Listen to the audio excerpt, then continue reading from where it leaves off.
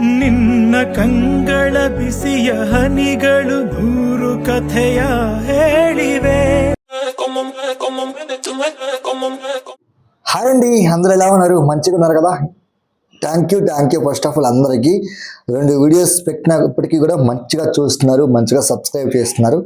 ఇలాగే నన్ను ప్రతి వీడియోకి నన్ను ఎంతగానో మీరు సపోర్ట్ చేస్తారని నేను కోరుకుంటున్నాను. ఇలాంటి సపోర్ట్ మీరు నాకు కనుక ఇస్తే నేను ఖచ్చితంగా మీకు మరింత ఇన్ఫర్మేషన్ కంటెంట్ని నేను ఇవ్వడానికైతే ప్రయత్నిస్తాను. అయితే మీకు విషయం చెప్పడం మర్చిపోయానండి.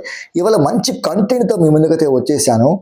ఎవరు పేరు చెప్తే మనకి అబ్బా నిజంగా ఈయన గురించి తెలుసుకుంటే ఎంత బాగుంటుందిరా అనుకుంటారు. అతనే కన్నడ పవర్ స్టార్. కాదు దేశం మొత్తం ఈయనంటే అందరం ఇంక్లూడింగ్ మీ, నాతో సహా పడి చచ్చిపోతామండి. ఆయన సినిమాలు కన్నా కూడా నాకు ఆయన వ్యక్తిత్వం అంటే నాకు చాలా ఇష్టం. ఆయన ఎవరు ఏంటి తెలుసుకోవాలని ఉంది కదా? తెలుసుకుందరు. అంతకంటే ముందు ఈ వీడియో స్టార్ట్ చేయాలంటే ఒక్క నిమిషం, ఒక్క సెకండ్ జస్ట్ అలా పాస్ చేసి పక్కనే కనిపిస్తుంది సబ్స్క్రైబ్ అనే బటన్ కొంచెం అలా నొక్కేసి ఆల్ అనే బటన్ మీద నొక్కేస్తే మేము ఎటువంటి వీడియో చేసినా ఫస్ట్ మీకు నోటిఫికేషన్ రూపంలో వస్తుంది. అంతేకాదు, మా వీడియో మీకు నచ్చితే లైక్ చేయండి. అలాగే మీ అభిప్రాయాలను కామెంట్ రూపంలో తెలియజేయడం మాత్రం మర్చిపోకండి. ఇంకా మీరు నా నుంచి ఏమి ఎక్స్పెక్ట్ చేస్తున్నారో అనే విషయం కూడా కామెంట్ రూపంలో తెలియచేయండి. అలాగే ఇది చేస్తే బాగుంటుంది శ్రీను అని మీరు అనుకుంటున్నా కూడా అది మీ అభిప్రాయం ఏంటో కామెంట్ రూపంలో తెలియచేయండి. ఏమన్నా ఇంకొక విషయం చెప్పడం మర్చిపోయా, మీ ఫ్రెండ్స్ అండ్ ఫ్యామిలీ మెంబర్స్కి షేర్ చేయడం మాత్రం అస్సలు మర్చిపోకండి. ఇంకెందుకు రండి వీడియోకి వెళ్ళిపోతాం. ఆయనే పునీత్ రాజ్ కుమార్ గారు. ఈయన 1975 మార్చ్ 17వ తేదీన జన్మించారు. ఈయన తల్లిదండ్రులు పార్వతమ్మ రాజ్ కుమార్ గారు అనమాట. అలాగే ఈయనకి పునీత్ రాజ్ కుమార్ అని పేరు పెట్టారు. అయితే ఇక్కడ ఒక విషయం చెప్పాలి. ఈయన రాజ్ కుమార్ గారు అంటే మన తెలుగులో చూసారు కదా, ఎన్టీఆర్, ఏఎన్ఆర్ ఎంత ఫేమస్, కన్నడలో సేమ్ అంతే ఫేమస్ అనమాట. అంత బాగా నటించారు అనమాట.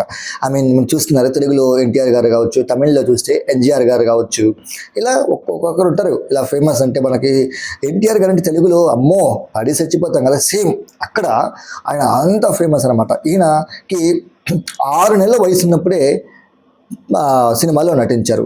తర్వాత ఈయన హీరోగా ఎంట్రీ ఇచ్చిన సినిమా అప్పు. ఏమండోయ్, ఈయనకి ముద్దు పేరు కూడా అప్పు అండి. ఇంకో విషయం తెలుసా, ఈ సినిమా డైరెక్టర్ ఎవరో తెలుసా? మన తెలుగు డైరెక్టర్ పూరి జగన్నాథ్ గారు. ఈయన్ని అప్పటి నుంచి అందరినీ అప్పు అని పిలిచేవారు. ఇలా ఈయన సినిమా గురించి మనం తెలుసుకున్నాం కదా.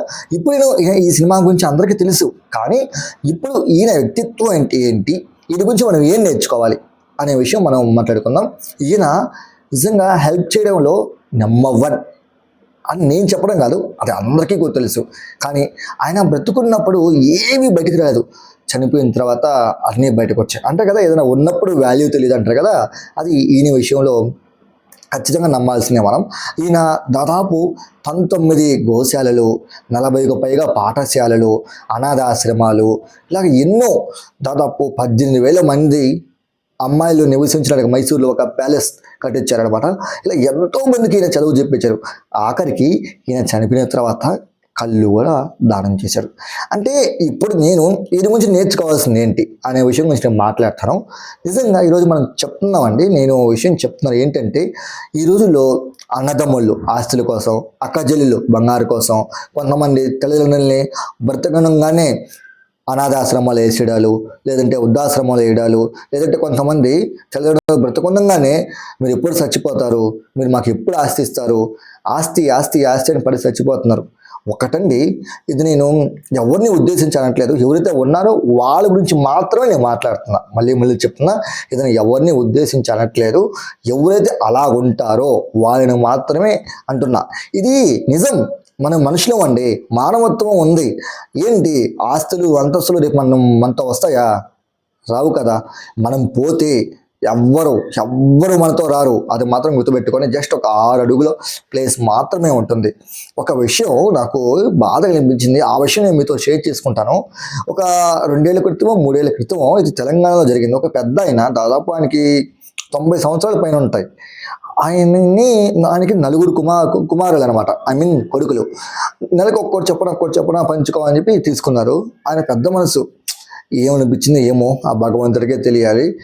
ఆయన చితిని ఆయనే పేర్చుకొని, కట్టెలు పేర్చుకొని వంట అందించుకొని చనిపోయారు. దీన్ని బట్టి మనం అర్థం చేసుకోవాల్సిందేంటి, ఒకటి ఏదో పద్యంలో ఉన్నట్టు తల్లిదండ్రులను గౌరవించకపోతే ఏది గౌరవించినట్టు కాదంటారు. అందుకే మన దేశంలో తల్లి, తండ్రి, గురువు, దైవం అన్నారు. అంటే ఫస్ట్ ప్రాధాన్యత తల్లిదండ్రులకు ఇవ్వాలి. అది మనం పునీత్ రాజ్ కుమార్ గారి నుంచి తీసుకోవచ్చు. ఆయనకి ఏం అవసరం, ఆయనకి మంచిగా సినిమాలు తీసుకుంటున్నారు, పర్సనల్ లైఫ్ ఉంది, కానీ అయినప్పటికీ కూడా ఆయన సమాజం కోసం ఎంతో కృషి చేశారనమాట. ఈయన చనిపోయిన తర్వాత కూడా, నేను చనిపోతే నా కళ్ళు నేను ఉండకపోయినా ఎవరినొకరు చూస్తాయి అనే ఉద్దేశంతో ఈయన కళ్ళు దానం చేశారు. అంటే దీన్ని బట్టి మనం నేర్చుకోవాల్సింది ఏంటి, మనం చనిపోయిన తర్వాత కూడా మన అవయవాలు ఎవరికొరు దానం చేసి మనం నేర్చుకోవచ్చు. ఇంకొక విషయం అండి, మనం చనిపోతే మన అవయవాలు ఏమవుతాయి, మహా అంటే మట్టిలో పాతి పెడితే మట్టిలో కలిసిపోతాయి, లేదంటే కాల్ చేస్తే మంటలో కాలిపోతాయి. కానీ ఒక్క మనిషి చనిపోతే దాదాపు 5 నుంచి 6 మంది దాకా బ్రతికించవచ్చు అంటండి. కాబట్టి మనం అవయవ దానం ఖచ్చితంగా చేద్దాం. ఎందుకంటే మనం చనిపోయినప్పుడు కూడా, ఫర్ ఎగ్జాంపుల్ నేనే ఉన్నాను అనుకోండి, ఓకే మీకు ఉదాహరణకు చెప్తున్నా, నేనే ఉన్నాను, నేను చనిపోయి అనుకుందాం ఫర్ ఎగ్జాంపుల్. అప్పుడు నేను చనిపోతే నా కళ్ళు ఉన్నాయి, నా కళ్ళు ఇస్తే ఒక్కొక్కరికంటే ఇద్దరికి వస్తుంది, నా కిడ్నీలు ఇద్దరికి, నా గుండె ఒకరికి, నా చర్మం ఇంకొకరికి. అలా మనం ఎన్నో చేస్తున్నాం.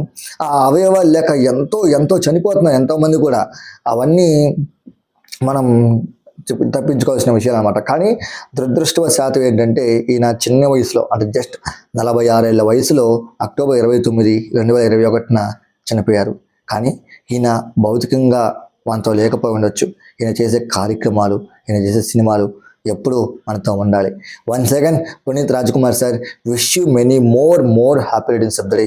మీరు మీ ఆశీస్సులు మాకు ఎప్పుడు ఉండాలని మనస్ఫూర్తిగా కోరుకుంటూ, ఇదండి ఇవాళ వీడియో. మళ్ళీ మనం రేపటి వీడియోలో మరో ఇంట్రెస్టింగ్ టాపిక్తో మళ్ళీ కలుసుకుందాం. అంతవరకు టేక్ కేర్, బాయ్.